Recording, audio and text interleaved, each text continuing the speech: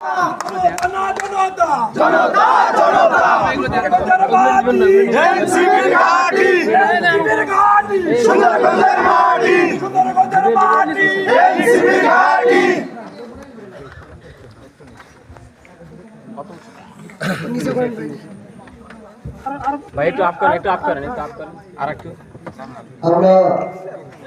রাত 12:30 পর যখন এর আগে সাদুল্লাপুর থেকে সুন্দরগঞ্জের দিকে আসছিলাম, আমাদের মনে হচ্ছিল যে আমরা সম্ভবত সুন্দরগঞ্জে যাব, গিয়ে দেখবো যে সেখানে কোনো মানুষ নাই।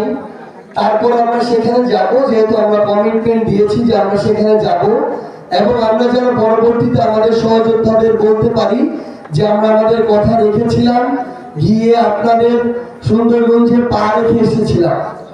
কিন্তু এখানে এসে রাত 1:15 আজকে যে চিত্র দেখতে পাচ্ছি, আমি আপনাদেরকে শুধু একটা কথাই বলি, আজকে আপনাদের এই দৃশ্য আগামীতে বাংলাদেশের গণমানুষের জন্য রাজনীতি করার আমাদের কমিটমেন্টকে 1000 গুণ আরো বাড়িয়ে দেবে।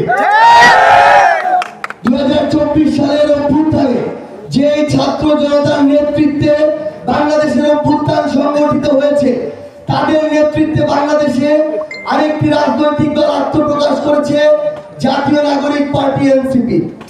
আজকে আমরা বাংলাদেশের উত্তরাঞ্চলে অন্যতম পিছিয়ে পড়া একটি জেলা গাইবান্ধা, যে সুন্দরগঞ্জ, সেই উপজেলার রাত প্রায় 1টার দিকে দাঁড়িয়ে আছি। বাংলাদেশের এই উত্তরাঞ্চলের মানুষের সাথে বিগত সময়ের সরকার, বিগত সময়ে যারা শাসন করেছে, তারা যে বৈষম্য, যে অন্যায় করেছে, সেই অন্যায়ের বিরুদ্ধে আজকে সুন্দরগঞ্জের মানুষ দেখিয়ে দিয়েছে যে তারা নতুন কিছুর প্রত্যাশায় কিভাবে বাংলাদেশের দিকে এখনো চেয়ে আছে। আমরা আপনাদেরকে আমাদের জাতীয় নাগরিক পার্টি এনসিপির পক্ষ থেকে কিছু আজকে এখানে ওয়াদা করে যাই, এবং আমরা আমাদের জায়গা থেকে আপনাদের প্রতি আমাদের কিছু প্রত্যাশা করে যাই। আমাদের এই মঞ্চে, আমাদের সামনে অনেক জুলাই যোদ্ধা রয়েছে। আপনাদের এই গাইবান্ধা আমাদের প্রায় 6 জন শহীদ পরিবার রয়েছে। আমাদের এই যে যোদ্ধারা, আমাদের এই শহীদ পরিবারেরা, তারা এই অভ্যুত্থানে তাদের সর্বোচ্চটুকু ত্যাগ করেছে। আমাদের এখনো এখানে অনেক ভাই রয়েছে যারা তাদের হাত সোজা করতে পারে না।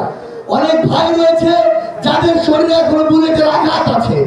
অনেক মা রয়েছে যারা এখনো সন্তানের জন্য হাহাকার করে। তারা তাদের জায়গা থেকে এই অভ্যুত্থানে তাদের সর্বোচ্চটুকু ত্যাগ করেছে। এখন আপনাদের অনেক দায়িত্ব রয়েছে, যে দায়িত্বটুকু